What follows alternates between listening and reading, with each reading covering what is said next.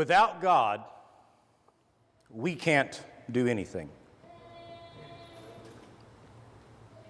But without us, God won't do anything. Without God, we can't do anything.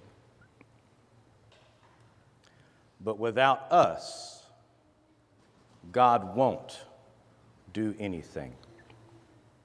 I invite you to join me in Luke chapter 10 this morning. We're going to continue on from where the scripture reading was. And I want us to look at and think about this parable of the Good Samaritan, as we've called it, maybe from a little different angle. So if you join me in Luke chapter 10, we're going to pick up where that reading left off. And we're going to start in verse 30. Luke chapter 10 and verse 30.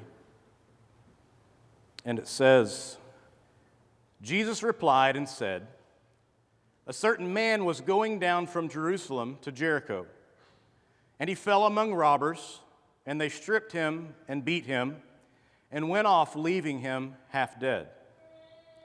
And by chance a certain priest was going down on that road, and when he saw him, he passed by on the other side. And likewise a Levite also, when he came to the place and saw him, passed by on the other side." Verse 33, "But a certain Samaritan who was on a journey came upon him. And when he saw him, he felt compassion. And he came to him and bandaged up his wounds, pouring oil and wine on them. And he put him on his own beast, and brought him to an inn, and took care of him." Verse 35, "And on the next day the Samaritan took out 2 denarii, gave them to the innkeeper, and said, 'Take care of him, and whatever more you spend when I return, I will repay you.'"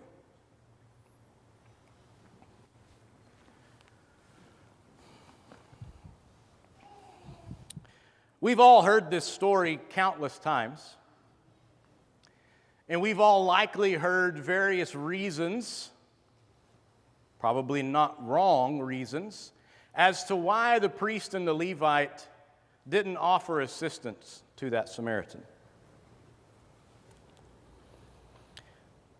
But this morning, I want to challenge us to think about this maybe from a different perspective. I want to challenge us to look at this parable and actually put ourselves in this setting.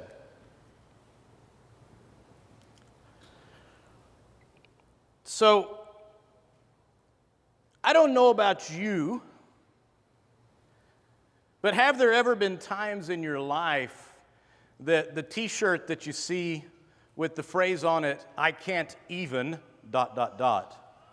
applies to how you feel? I can't even begin to do this. I can't even begin to think about that.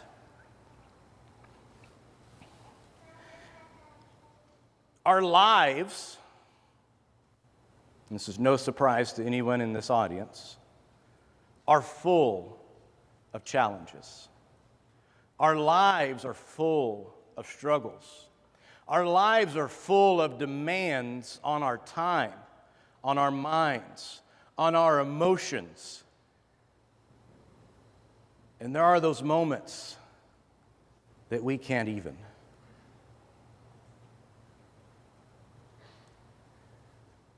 So now let's think about this story again. And let's think about possibly, have there been times that you're going along the road and you see someone left for dead, but you can't even? Because of whatever else has happened that day, whatever else has happened the night before, whatever else has happened the week before, or whatever else you know you're on your way to. Could it be, again, throwing a different idea out there, could it be that this priest and this Levite were so worn down from the requirements of their job, so worn down from all that they've been asked to give each day in the temple, so worn down by the life of service that they were in, that when they see a beautiful creation of God left on the side of the road for dead, they can't even.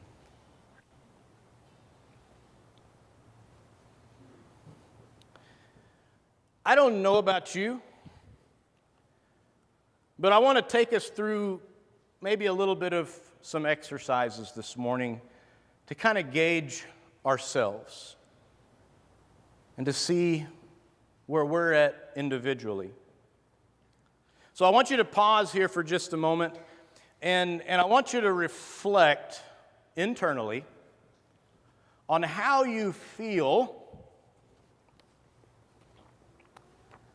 if somebody comes up to you after services, says, "Hey, we really need a Bible class teacher." What are you feeling inside right now? Maybe you're going, "Oh yeah, I've just been waiting for somebody to ask me," and that's great.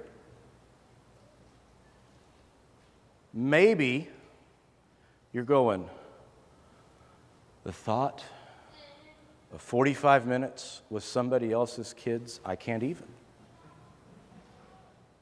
And we laugh, but here's the other part of that. What's going on in your life that has you that way? How do you feel if your phone rings and it's a friend who's gone through a tragedy and just needs somebody? Are you at a point to where you can respond to that? Or are you at a point where you're going, "I just can't"?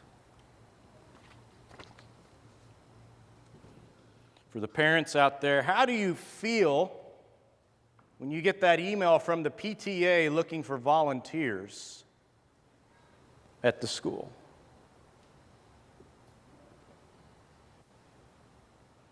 And lastly, I just had to throw this in for good measure.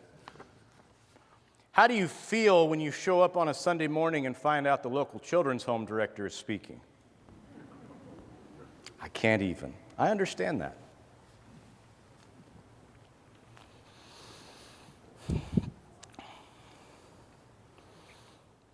I'm not much of a movie person, but a quote that stuck with me out of a movie that I do enjoy rewatching from time to time is the first Lord of the Rings, and it's from Bilbo Baggins.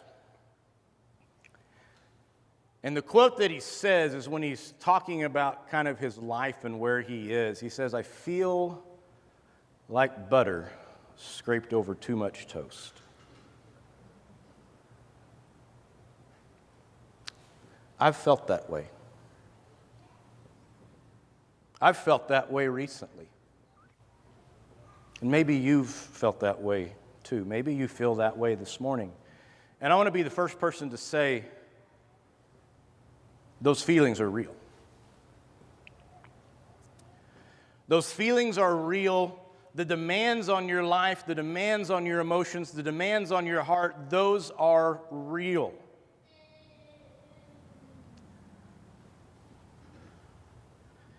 And so the question is, what can we do about it?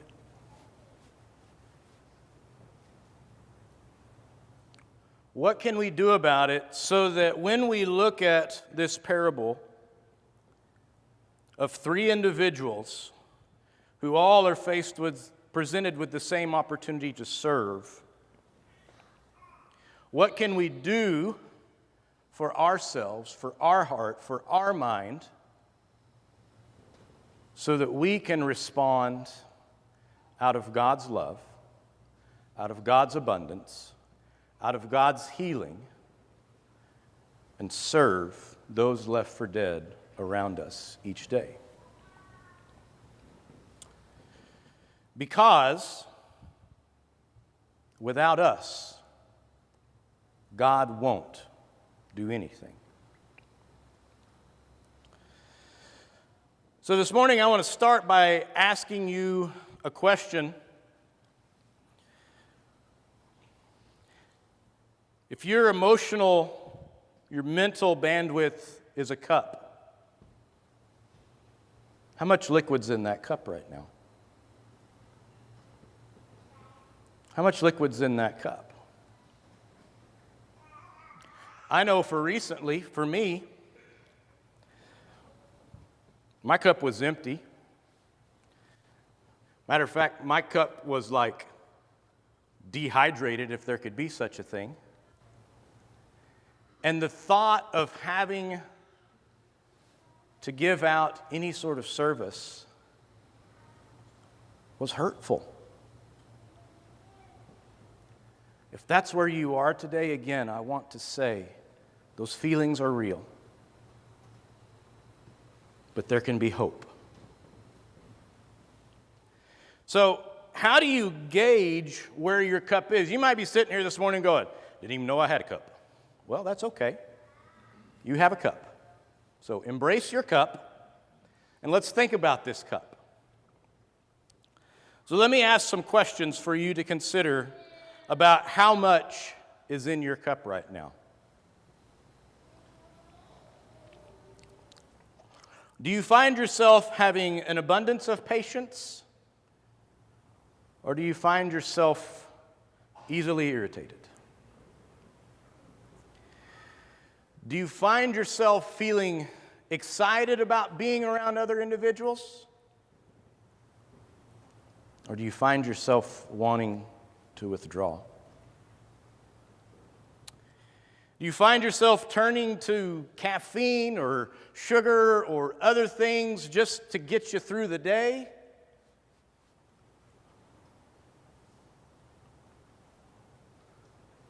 And how much time do you spend on social media? How much time do you spend trying to live through somebody else's existence? Now, here's the deal. All of those things I've mentioned are not bad. But those are all things that I've learned I can use, I do use, when my cup is empty. So something to consider. Now, if you are sitting here this morning and you're kind of going, yeah, okay, maybe I am empty. Well, now's the time to think about, well, what has made you empty? I grew up on a farm. Some of you guys that were here for Bible class heard me use some farm analogies. Well, one of the things with old equipment before you start it up is you always check fluids. Now, in an old tractor, you have three main fluids. You have your radiator, which has the coolant. You have your engine, which has the oil. And then you have your drivetrain or your rear end, which has a heavier oil.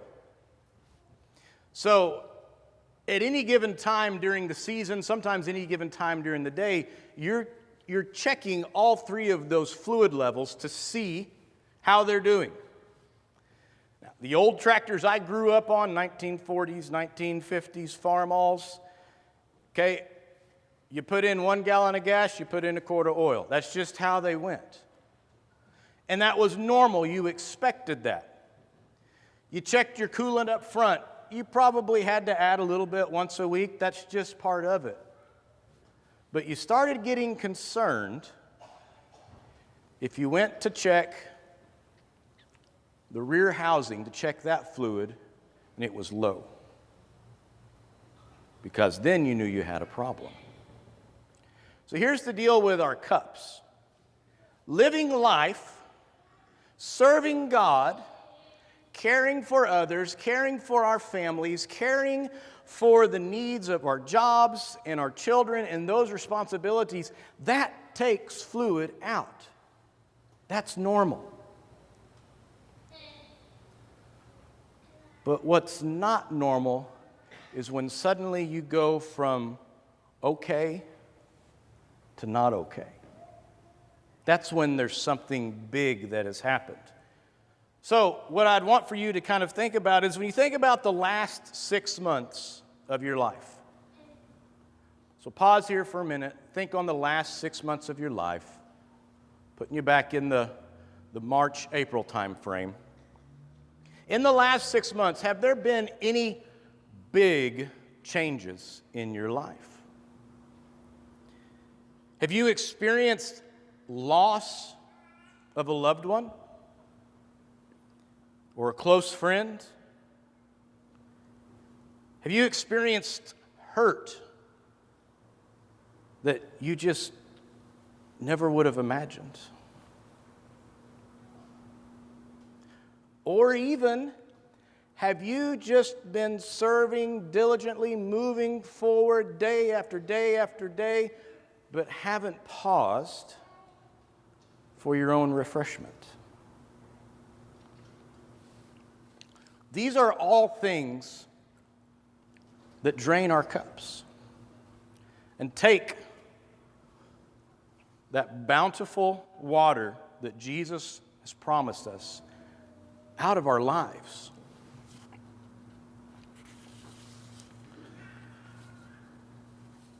So now the question is, if you are empty, how do you refill your cup? How do you refill your cup? Now, sure, it's great to take a trip somewhere, be off by yourself. For me personally, I refill my cup the best at about 10,000 feet elevation in southwest Colorado, but that doesn't get to happen every day. Matter of fact, it hasn't happened in a couple of years. So the thing for us to think about is, yes, there are these beautiful moments that God puts in our lives that allow us the time and the opportunity to have experiences as a teenager, maybe like church camps or conferences or retreats that really can help put water back in our cups. But that's not a daily occurrence. So what are things that daily, small things that you can do to put water back in your cup? Do you have 5 minutes in your day, maybe at the beginning of your day or the end of your day, that you can just sit and listen to a psalm be read to you? We all have those iPhones. They all have apps. They all read to us. Do you have 5 minutes that you can do that? And be refreshed through the hearing of a psalm. Do you have 5 minutes in your day to go and to sit outside and to observe? To observe the creation that God has surrounded us with, to observe the tree, maybe the squirrels that are living in the tree, to observe the clouds, or if it's of an evening, to observe the stars and to see these patterns that God laid out there.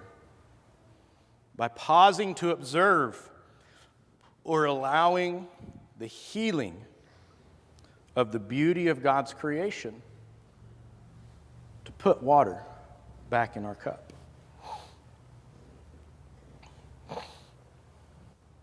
Do you have 5 minutes to sit alone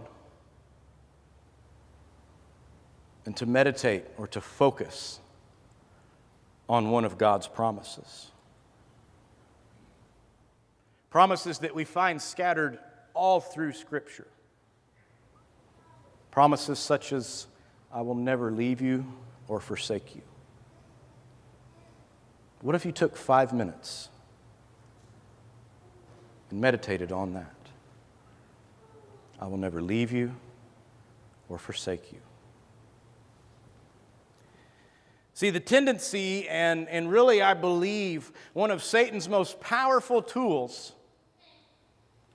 is to run us dry. Those old tractors, if you weren't putting a little bit of coolant in them every day, they're going to run dry. And when they run dry, sometimes you couldn't save it. It was done. Our spiritual life is no different. There are so many wonderful and necessary causes in God's kingdom that we each could serve and serve and serve and serve and be doing good for the Lord. But yet, when that time comes, when that burnout sets in, Satan is waiting right there to strike. He's waiting right there to strike, and he would want nothing more than to take me out, and to take you out, or do something in some way that destroys your trust and destroys your faith in God.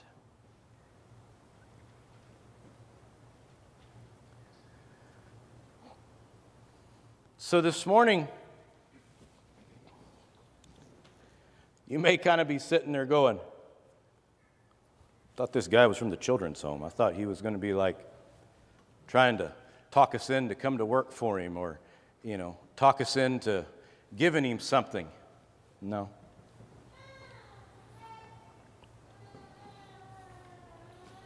We can't do anything without God. But God won't do anything without us.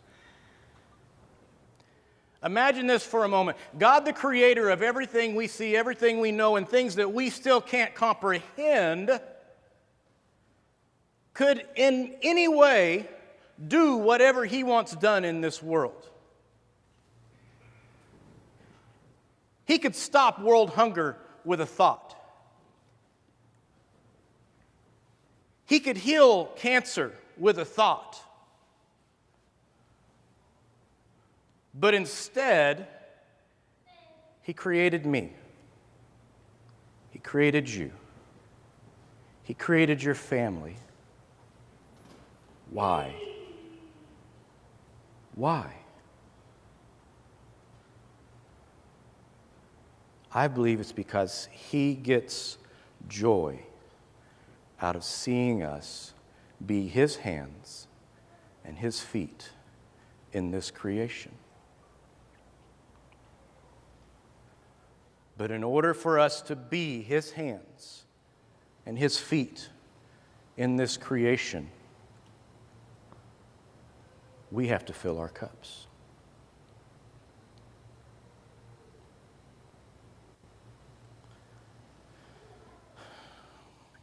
I began a journey about 6 months ago that has helped me learn about this.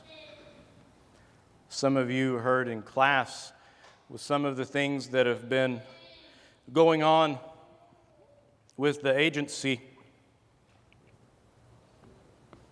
It's been hard. But I was blessed about 6 months ago to be given the gift of starting to work with a coach, with a counselor. And instead of maybe kind of a traditional counselor type relationship, This man pushed me to focus on me, to focus on how I was feeling, and to focus on what are you doing to connect to God in spite of how you feel. So my time here this morning is to share some of that blessing with you, to share some of that encouragement with you, because regardless of what you do each day of your life, living life as a Christian, in my opinion, is living ministry. Even if you aren't working for a church, even if you aren't leading a ministry, even if you aren't serving as a deacon or an elder or a spouse of those or a Bible class teacher, every day you get up and you set forth and you say, I'm going to be a Christian today, that's ministry, and that takes water out of your cup. So this morning I want to pause to remind us that we have to care for ourselves. And yes, being here this morning, that's part of it. Being here this morning is just like a few drops in that cup. What are you going to do tomorrow to put more of God's Spirit, more of God's love, more of God's promise back in your life? So how I want to end this morning is I actually want to end in the Psalms. And if you're a note taker, I'll tell you what the passages are, and you can write them down if you would want to revisit them on your own time. But I'm going to use the rest of our time this morning to actually go through these Psalms together, so that you could sit here, you can hear these words, and that you can pause with me and receive some nourishment from God. Psalm 63, verses 1 and verses 3 through 5. Psalm 16, verses 1 and 2. Psalm 55, verses 22 and 23. And the last one that we'll go through this morning is Psalm 23.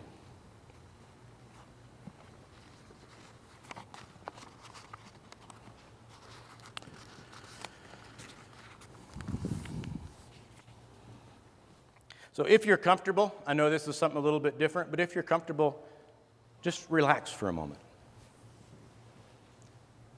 Maybe let your eyes close for a minute as you listen to these Psalms, but if you're not comfortable with that, that's fine. Just pause and allow your mind to not focus on the ever-running news and ticker tape running through our minds of what's going on in life, but to listen to these words and to hear these words as God's promise for you and as His nourishment. O God, you are my God. I earnestly search for you. My soul thirsts for you. My whole body longs for you in this parched and weary land where there is no water. Your unfailing love is better than life itself. How I praise you. I will praise you as long as I live, lifting up my hands to you in prayer. You satisfy me more than the richest feast. I will praise you with songs of joy. Keep me safe, O God, for I have come to you for refuge. I said to the Lord, you are my master. Every good thing I have comes from you. Give your burdens to the Lord, and He will take care of you. He will not permit the godly to slip and fall, but you, O God, will send the wicked down to the pit of destruction. Murderers and liars will die young, but I am trusting you to save me. I'm going to close with Psalm 23. But before I read that, I want to encourage you. Your cup. God cares about your cup. Because your cup is your heart. And it's out of our hearts that we serve and that we care for the world around us. So regardless of what is the cause that you feel most passionately about, you can't serve that cause unless your cup is full. So this morning, after I finish reading the 23rd Psalm, I'll invite the song leader up and follow on with that. So here we go. The Lord is my shepherd. I have all that I need. He lets me rest in green meadows. He leads me beside peaceful streams. He renews my strength. He guides me along right paths, bringing honor to His name. Even when I walk through the darkest valley, I will not be afraid, for you are close beside me. Your rod and your staff protect and comfort me. You prepare a feast for me in the presence of my enemies. You honor me by anointing my head with oil. My cup overflows with blessings. Surely your goodness and unfailing love will pursue me all the days of my life, and I will live in the house of the Lord forever.